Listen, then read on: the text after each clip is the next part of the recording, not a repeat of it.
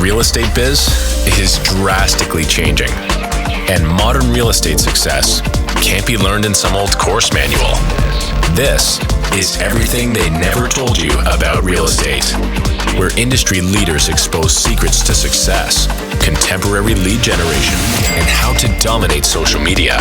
All moderated by your host, the real estate goat and queen of social media, Carrie Soave. Welcome. I am your host, Carrie, and I am joined with a special guest. Her name is Milena Simsic. She is a realtor in Windsor. I wanted to have her on here for a couple of reasons. First of all, her bio is impressive. I usually have realtors on that have been in the industry for like 10, 15, 20 years. Milena's been on a realtor for about a year, a little over a year. And in just a year, she's done over 300,000 GCI. She's built an entire team with 5 realtors and 2 support staff. Am I right? And yes. You run the largest real estate investor networking event in Windsor, which is quite impressive. So this is a podcast, Milena, for realtors primarily, kind of like to help out and, give it advice where we can. And being so new and just literally beating the crap out of Windsor real estate in 1 year is so impressive. And I want you to share everything. So thank you so much for coming on today. Thank you for having me on, Carrie. It's been a hustle the past year, and it definitely wasn't easy getting to this point. But I'm satisfied with kind of how far I took things, and I plan on taking it even further in the Windsor market here. Yeah, I do. I found you on TikTok actually, and I was really impressed with your TikTok videos. I feel like you are systemized, and you have some really cool products and resources for buyers and sellers in Windsor. Like I think I downloaded your map of A, B, C in investment areas in Windsor. Yeah, and I thought that was it's really inspiring to see somebody so new to the industry doing things so well and properly right from the beginning, because most realtors are honestly, they're lost in like maybe their first 3 years, let alone their first year. So did you have a mentor? Did you have somebody teaching you or showing you what you needed to do? Yeah, so I started off with a team my first month. So basically how the timeline worked, I worked as an ICU nurse before I became a realtor. So my last 3 months of my career there, I built up my TikTok, my YouTube. I did have a friend that works with a lot of social media creators, and he kind of gave me some pointers there. So he basically got me into making short videos, and I uploaded my first short video on TikTok 3 months before I became a realtor, basically talking about real estate investing because that was my thing while I was in nursing. And that blew up to over 100,000 views. So I kind of like snowballed from there. So 3 months in, I started on a team. I was already bringing in my own leads from social media.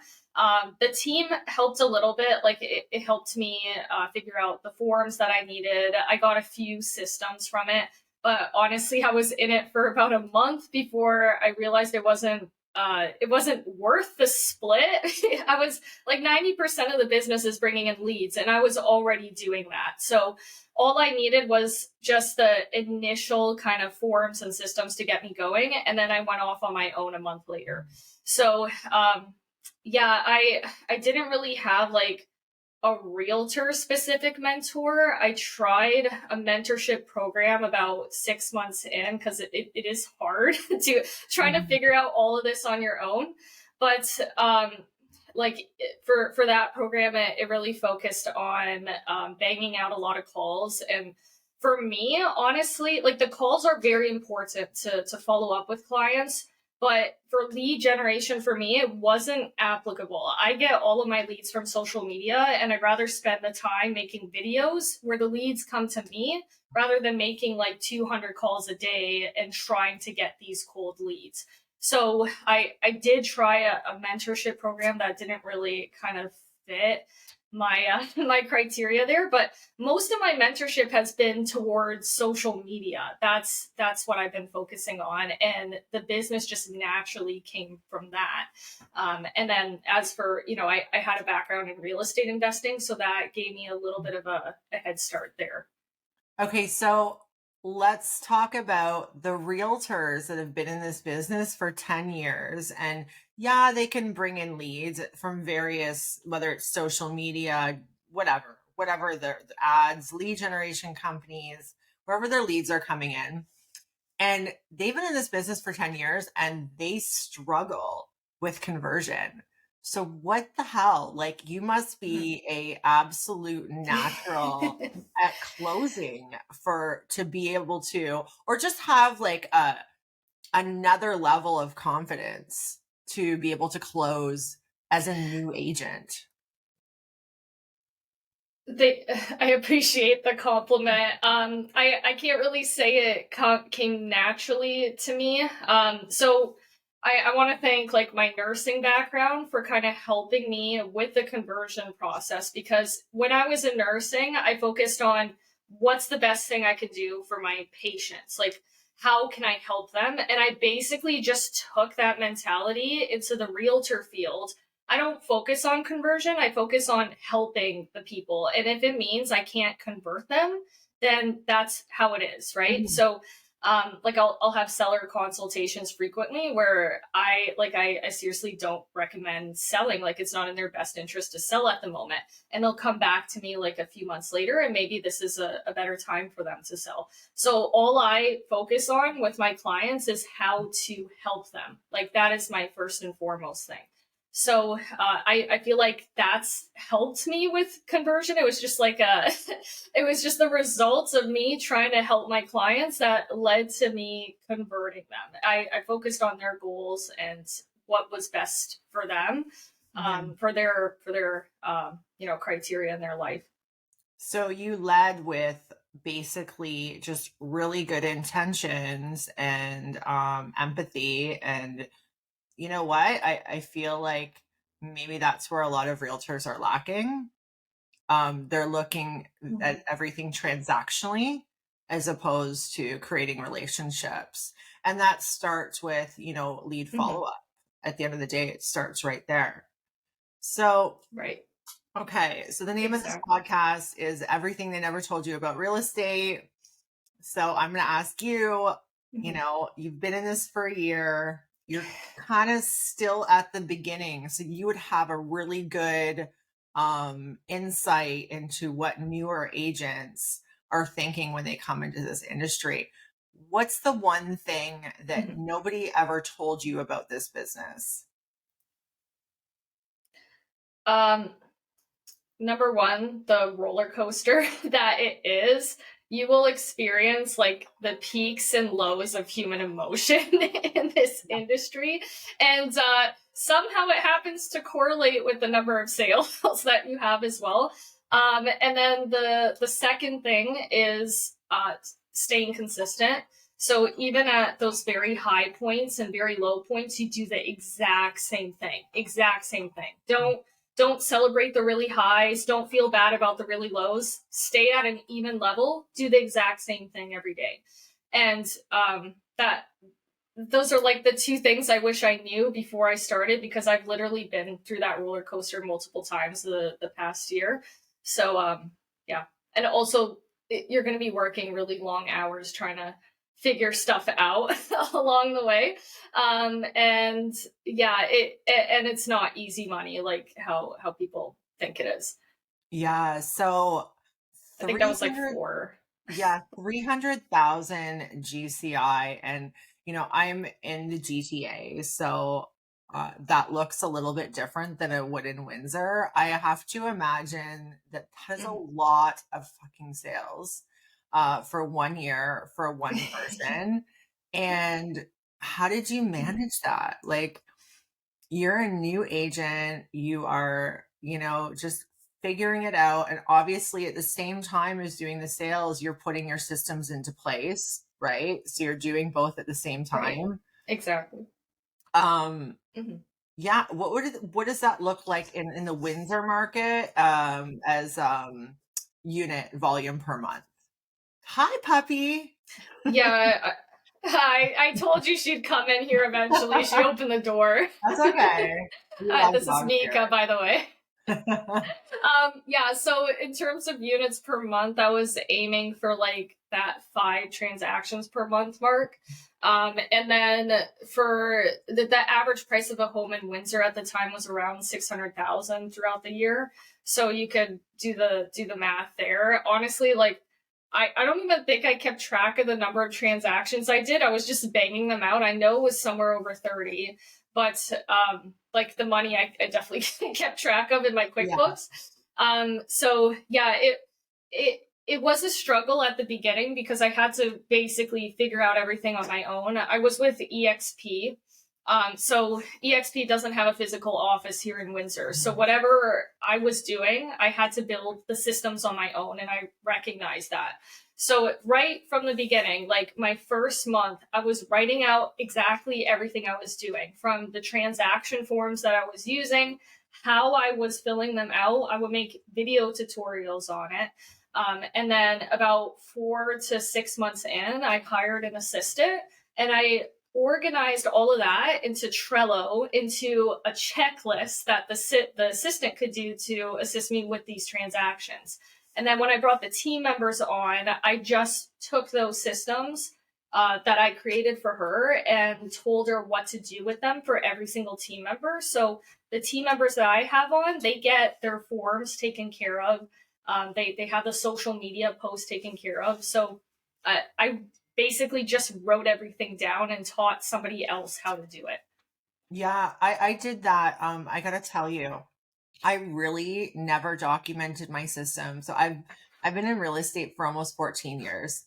And I'm sure you can imagine Oh, up wow. until, 4 or 5 years ago, I was operating on autopilot. Some of the things, you don't realize you're doing that you need to document. And about 5 years ago, when I Right. decided to document all of my systems with my admin, it took a while because everything is so second nature to me. But she really helped Right. me with that because she was learning for the first time, right? So documenting systems Right. is, I feel like if I could give any realtor any advice out there, no matter what stage of your career you're in, if you can make detailed documents with links and everything that any new person or anybody who's never been in the real estate industry before would find valuable, do it, because when it comes time to scale, you're going to have to leverage. And leverage means hiring, Right. right? And in order to, you Right. want to structure your business and have everything laid out so there is no guesswork. They say Right. McDonald's is the perfect example of like a business that is completely systemized and detailed because everything is the same from one restaurant to Right. another. And you may want your customer service and everything to be on a different level than that, but really that idea Right. it remains the same. And then you can bring in anybody that you need to replace any employees at any time because everything's laid out for Right. them, right? So I would, Exactly. yeah, that's what I would tell realtors to do.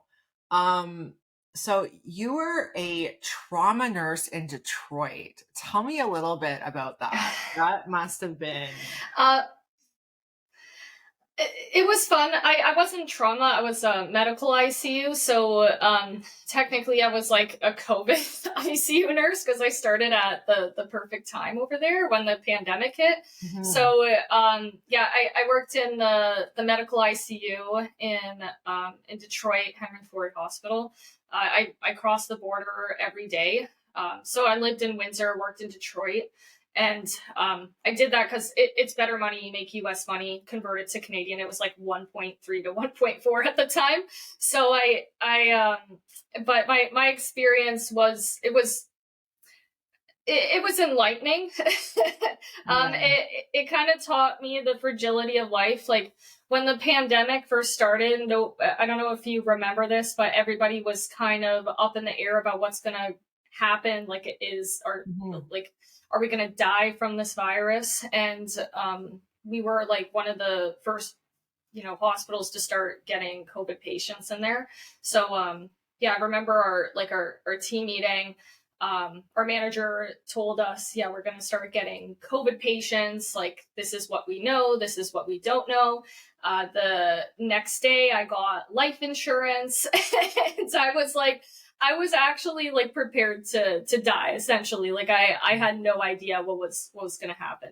So, it was difficult, like watching a lot of people die through the pandemic, especially in the medical ICUs. That's normally where it happens. So I went through that. I quit like in February 2022, right when the pandemic was kind of ramping down, and I'm like, okay, I served my time here. I don't feel like I'm abandoning the system or my coworkers there.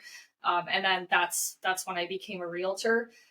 Throughout the entire thing, I was investing in real estate because I knew like if there's going to be another pandemic, I don't want to go through that again. I hadn't seen my family for almost a year because I was trying to keep them safe from my work environment. So it was difficult. I almost felt like I had no control over my life. I had no choice, and I didn't want to put myself in that position again. Oh, wow. I couldn't imagine. I remember I had a lot of anxiety about it when it first started as well, just because nobody knew what was going to happen. Nobody knew much about it. So I think everybody was just scared. That's when I actually took the time and really built my coaching program, to be honest. So we make decisions for our future in times of uncertainty, because we realize what's lacking, what's missing, and what's going to position us better in the future. So I actually built my coaching program all about social media, because I've been like in the top 5 realtors in my city on social media and in all of Ontario for, oh God, I want to say like 9 years now. I was an OG. So awesome. I decided, and there's a difference between having social media account that kind of serves as a website, a secondary website. And there's a difference between having a social media account and content that brings buyers and sellers to you. And they're very different, and nobody really knows how to do that. So now that's what I do part-time. I share my knowledge with other realtors because door knocking is not for everybody. I didn't do it at all. I was an FOI realtor, right? So I worked as like Sorry, go ahead. Oh, sorry. I was just gonna say, like, I was so scared to door knock just because, like, I grew up in a strict Eastern European household, and like we weren't allowed out past sunset, and I'm like, I'm gonna, and you watch those crime documentaries, and I'm like, I don't want to get murdered door knocking. So I'm like, that was the concern of mine. Like, if I were to ever do that. So it can be dangerous though. Like it can be dangerous for a female realtor to go door knocking. So that's funny you mentioned that. It just brought me back to what I was like thinking of, like, oh, I have to bring pepper spray when I eventually have to do that. And I love it. I hope that wasn't. No. Sorry, go ahead. No, I totally understand. And is Windsor like a rougher area, like in general? I don't know. Maybe because I associate it with Detroit. People think it's nothing like Detroit, by the way. I worked in Detroit, and I've been around Detroit. Windsor's nothing like that. I know it has a bad rep, but if you like, I guess there's only two really rough parts of Windsor, and they're getting gentrified right now. So it's only a matter of time before they become nicer areas. So Ford City, Drouillard, I would consider that a rougher area at the moment, and then Sandwich Town. But there's so many city grants coming here and so many investors upping the area that it's starting to transform. So I would consider those two parts the rougher areas of Windsor. But if you go to South Windsor or LaSalle, even East Windsor, Tecumseh, those are really bougie, beautiful areas. So I wouldn't be concerned door knocking there, honestly, but yeah, I'm just like, I'm a little bit paranoid, right? So because of the culture I grew up into, like we had to try to stay safe.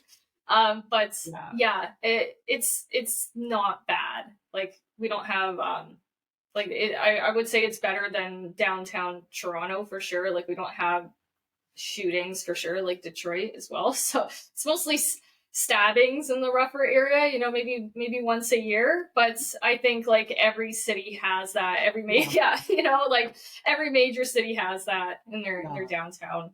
Detroit, wow. So my cousin was he was at the district attorney's office in Detroit. He was a lawyer. And whenever my brother or my parents went to go visit him, he would tell them, he'd be like, run stoplights till you get to the other side and you get out of downtown Windsor. He's like, I don't care if the lights are red, you drive right through.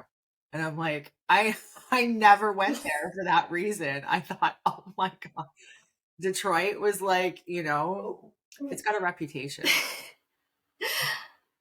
Yeah, it's getting better though. Like my dad was the same way when we were kids and we would cross the border. He would lock the car doors even after we came onto the highway. Like he thought somebody would just like open the car door on like driving 70 on the highway. But yeah, it does have a really bad reputation. It is getting a lot better. There's been so much money being pumped into downtown Detroit.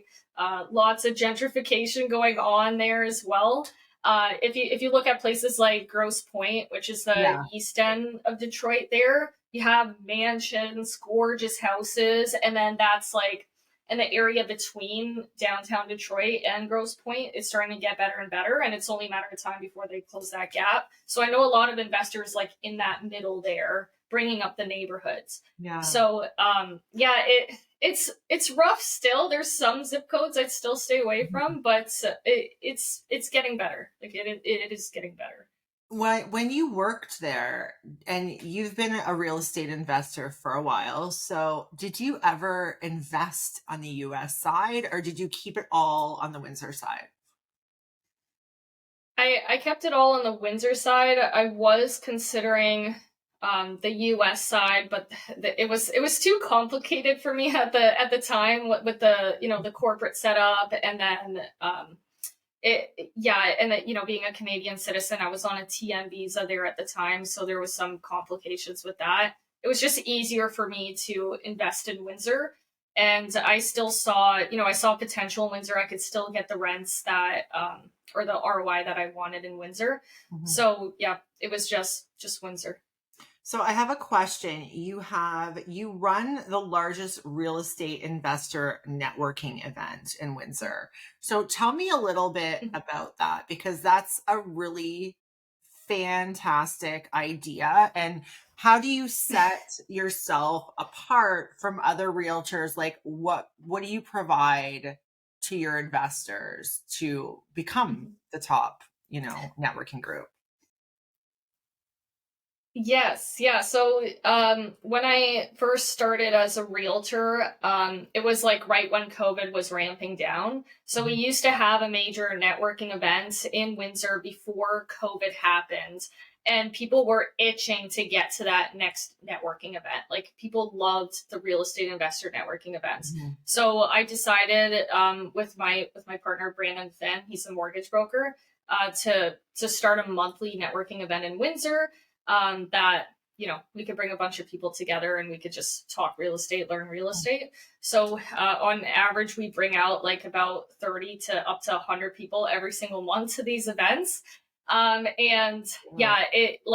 goal is to basically bring real estate investors together, help them learn. So we had, if you know Seth Ferguson from the multifamily conference, he's the one who runs that. We had him as a guest speaker one month. We had we brought an inspector after we got the residential licensing program in Windsor, so we could educate our investors on, the intricacies of that. So our goal is like education and networking. And in terms of like how my team and how I operate my business to help real estate investors succeed. So for any clients of ours, they get free admissions to these events. They get a bunch of resources as well. So any of our contacts, like as investors ourselves, we have contractor contacts, we have insurance brokers, we have mortgage brokers, and investors need people that know how to work with investors. Like single family and multifamily are two different beasts. And then once you get to commercial, it becomes even more difficult. So we give them that. I have the price guide, the neighborhood guide. I have the map showing the A to D class areas. So investors know what an A, B, C, D class area is. And I just focus on providing as much value and as many resources to my clients as possible to help them succeed in their goals.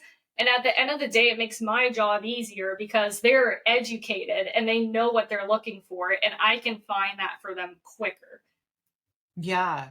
Now, what do you charge? Is it like a monthly membership, or is it like a yearly membership, or is it per event? It's just per event. Yeah. Okay. And what would something like that run? I'm thinking I want to come and see what you're doing. It's like $20. It basically just covers the food. That's it. Yeah. No. The next one we have, if you're in Windsor, May 31st at 6 p.m. It's on the rooftop of like the best restaurant in Windsor, Winology. So May 31st, 6 p.m. It's a free event. It's our 1-year anniversary. And we're just gonna, celebrate how far we've come with these events. We have over 1,000 members in our group as well. So, if you're in town, come to that. I'll let you in personally. Don't worry about the ticket. Yeah, I definitely want to check one of them out, whether it's this month or next. Absolutely. Awesome. So yeah, that's a really smart idea, and I love the way your brain thinks. I really do. So let's talk a little bit about Windsor, okay? Because I don't know a lot about Windsor. I've been to the casino, obviously, but I don't know a ton about it. Everyone's been there. If I am, I want to move to Windsor. I'm from out of town. I want to upsize, but downsize my mortgage. So I want to be a nice family neighborhood. I want to be in the suburbs. What areas do I want to live in? LaSalle, South Windsor, East Windsor, Tecumseh, if you want suburb type of feel. So I've helped a lot of clients actually retire by selling their homes in Toronto. I don't sell it for them. They have a Toronto realtor. I never go out of town. And then we buy one in Windsor, and they sold their home over there for like $3 million, and they get a bigger home in Windsor for, $800,000. So they're just pocketing the rest of that money, and they're not paying capital gains because it was their personal residence as well. So, there's a lot of good areas of Windsor. I do have a lot of clients that come from Toronto as well because they can't afford a place over there anymore. So they come to Windsor to, get a detached house that's more affordable. For those clients, I recommend B-class areas frequently. It's great for tenants. It's still a safe area, but the prices are cheaper. So if anybody wants to know, every single area of Windsor, I do have the neighborhood price guide, and it shows basically average prices and a description of every single neighborhood, and it's updated monthly. And then for the investor investor map as well. I have single family homeowners look at that as well. Yeah, just, but overall, I think Windsor's a great place to live. It's the most affordable large city in Ontario at the moment. I was born and raised here. So, yeah. And like, in terms of economic growth, it's also the best in Ontario. So we have the Gordie Howe Bridge being built at the moment. We're going to have the mega hospital that will likely rival London's in about in 2031. So multi-billions of dollars coming over here within the next 5 years. Wow, eh? Yeah. Okay. What is your cap there for multi-res right now? So for anybody who doesn't know what I'm talking about that's listening, I'm asking her what the cap rate is. It's how we evaluate properties. Obviously, the higher the cap rate, the better the deal. Right. For the And buyer. some would argue the riskier too. Yeah. Yeah. I would I'd say it would depend what area of Windsor. If you're in the A class areas, the cap rate can be as low as 4% over there. If you're in the D class areas, they could go 6.5%. Okay. So I'd say that's kind of the range depending on where you're looking.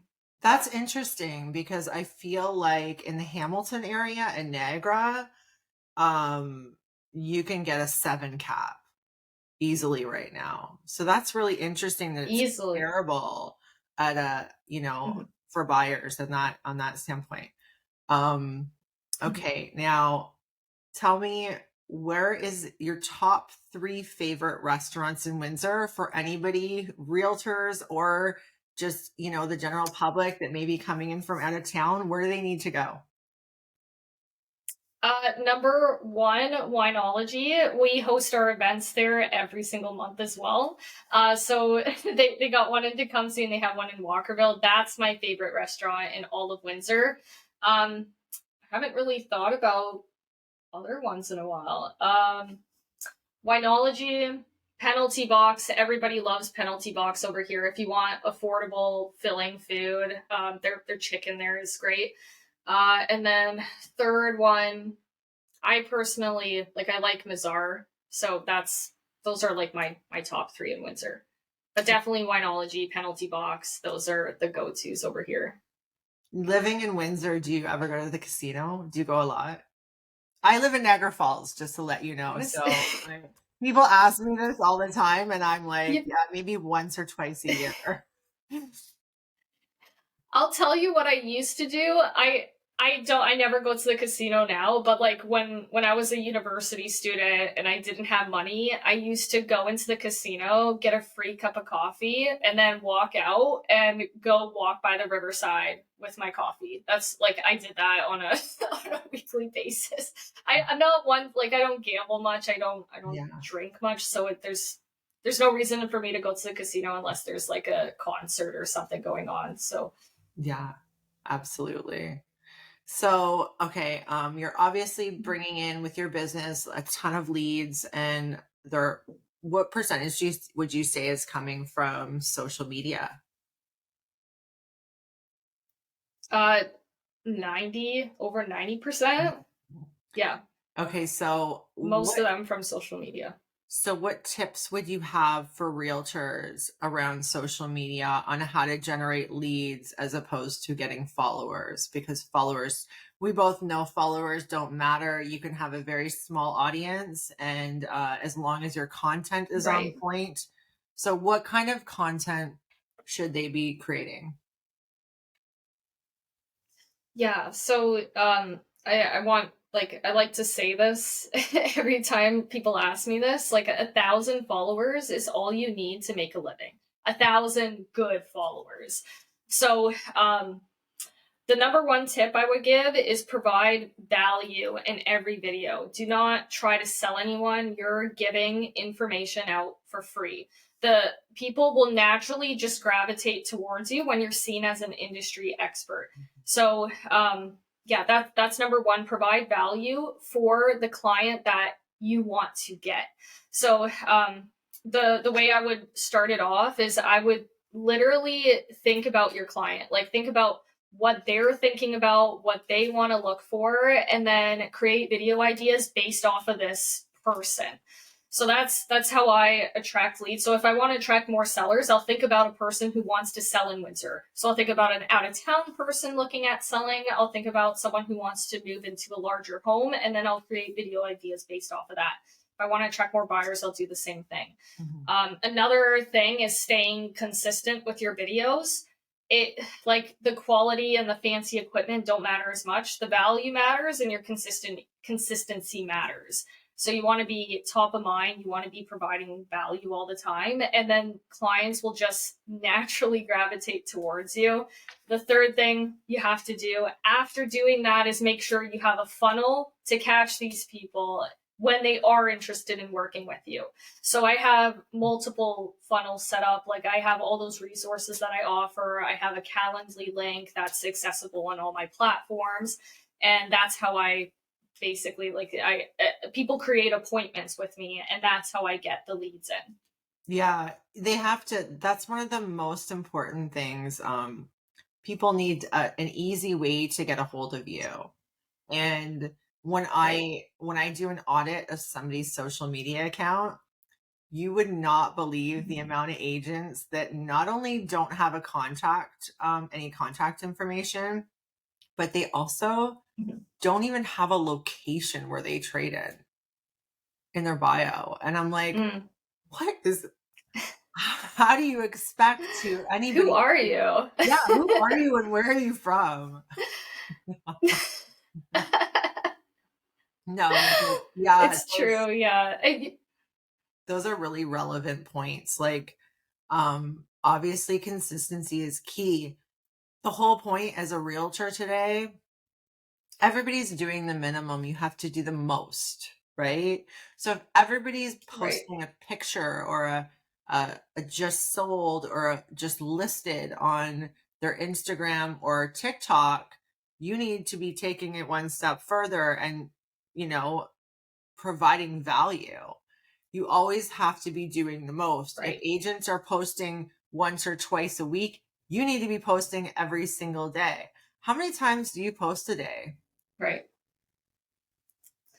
I've been slacking the past week because I just had to turn over a video editor, but typically I'll do at least 6 posts a week. And that's video, mostly video content. Anything extra is pictures. Yeah. Yeah, I totally agree with that. Some people would I've even heard 3 to 5 a week or a day for TikTok. I feel like that's super excessive. I have heard. Yeah. The only time I go over the one video per day is when it's just something like entertaining, some kind of lip syncing crap that's going to make people laugh, right? Just for filler. Because people still like to be entertained. It doesn't. Time. Right, exactly. I tried like the lip syncing thing once, and my team members never let it go. They'll like bring up the video and be like, "Oh, remember when you did this?" And I'm like, you know what? I'm never doing that again now. I'm just gonna I'm gonna just do the boring informational videos. But, it is right for you, right? Right. Yeah. I honestly, like, I don't vibe with the trends to begin with. Like, I kind of have my own system that I stick to in providing information, and I'm comfortable doing that, and I feel good about doing that. So that's kind of what I stick to here instead of the trends. And what, if any, information or any kind of advice that you could give for new agents specifically? So, like, I want you to talk to the agent that got their license this month, last month, the month before, and are just completely lost and don't know where their deals are going to come from. What would you tell them?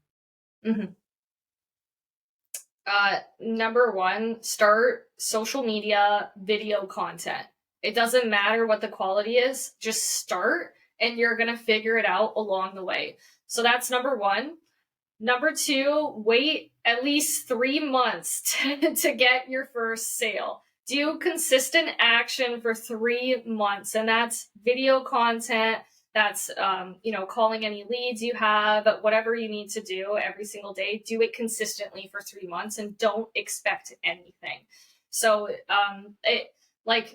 when I started my social media, like, as I mentioned, I started it 3 months before I got my license, and I built it up, and I only saw results at the 3 month mark.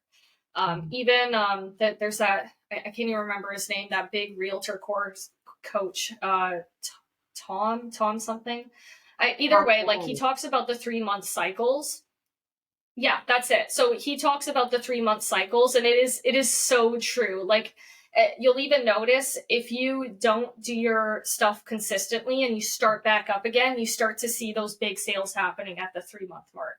So yeah, those are the 2 tips: social media, video content consistently, and then work consistently for 3 months before you expect results. Yeah, that's something because I'm with EXP and I have a downline and I coach them for free. And that's something that I'm always telling them: if they're not prospecting, however they want to prospect, I don't care how they want to prospect. If they're not prospecting today, they're not going to eat for like 6 months, because they're about 3 months away from getting a client and then 3 months away from closing and getting paid. So I've watched realtors, Milena, I've watched them literally do nothing 1 month, and I bring this up to them, and then the next month they say to me, well, I'm going to get going. And I say, well, guess what? You just prolonged again. Like, so it's a real struggle. And in any business where you're in charge of making money yourself, consistency and self-regulation is so important. And if you don't have it, get yourself into an environment where you will be held accountable and forced to do it. So if you have to join a team, I don't know what it is, but yeah. That's right. Yeah. Just I think a team's like, people know what they have to do. Most of the time it's simple and people know what they have to do, but what humans are missing a lot of the time is accountability. So accountability is like to have a coach. That's super important.